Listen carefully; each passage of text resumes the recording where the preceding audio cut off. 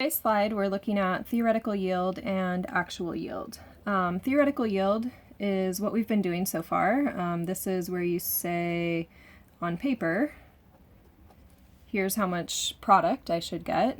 Actual yield is real life.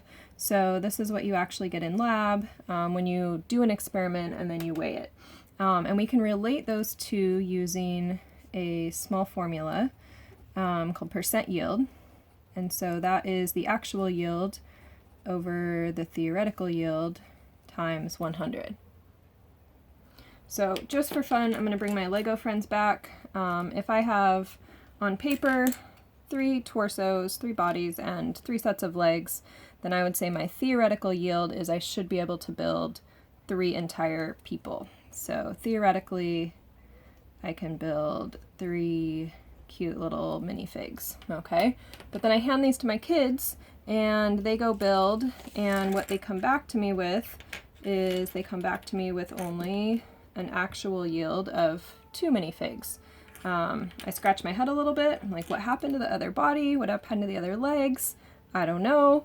And so if they actually only bring me 2 when there should have been theoretically 3, then I would look at that and I would say, I only got about a 66% yield on what I was expecting to. And that could be due to a lot of reasons. The kids probably lost a minifig somewhere along the way.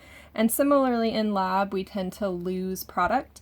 It sticks to the filter paper, the glassware, maybe it blows away. And so we usually see percent yields near or below 100% because a little bit of product gets lost, just like some minifigures got lost. So let's look at some actual numbers on this, okay? So a sample of 34 grams of Br2 react. What is the theoretical yield of AlBr3? So to begin with, we're just doing a regular stoichiometry problem like we've been doing. So 34 grams of Br2. I'm trying to get 2 grams of aluminum bromide.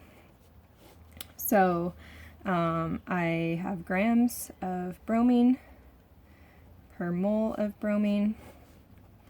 Want to convert those moles of bromine to moles of what I'm looking for at the end, which is aluminum bromide. Moles of AlBr3 to grams of AlBr3. I need to go look for a molar mass here, which is 159.80 per 1 mole. Then I go look for coefficients. So I see the coefficient for bromine is 3, and for aluminum bromide it's 2. Always looking back to those balanced equations.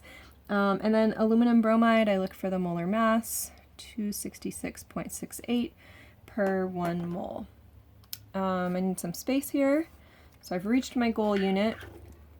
When I go ahead and plug this number in, this is 37.8 grams of aluminum bromide. And go ahead and take a minute and just check that work yourself. So this is my theoretical yield, kind of like we theoretically should have been able to build my 3 little minifigures. Now, the actual yield, the problem tells you then, is only 35.6 grams. So actual yield is 35.6 grams. So if I want to, so this was my theoretical, here's my actual. So to find the percent yield, I put my actual over theoretical, so 35.6 grams divided by 37.8 grams times 100. When I work that out, I find that I had 94.2% yield. And again, most likely some of that solid that I was theoretically hoping for got lost in side reactions or transfers or things like that in the lab experiment. So you go ahead and try a similar problem down here.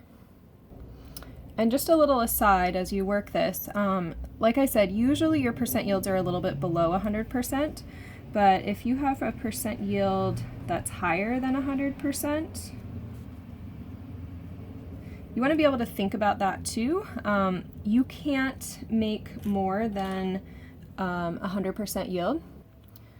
Legos are back. In other words, I can't have these pieces and then my kids come back and say, hey, we have 4 minifigures now. that would suggest they invented out of nowhere a minifigure or a little person. So if I have more than what I expected, it's probably always going to be because there's some kind of contamination. And that might often be like water or something like that that got added. So if I have more than 100% yield, there was some kind of contamination, or maybe you calculated wrong. So you're going to practice this, and then on the next page, you're going to see all these different types of calculations that we've been doing all in one place. So make sure that you read carefully and can tell the difference between the different types of problems. So go ahead and practice that, and come to class so we can work on that a little bit together.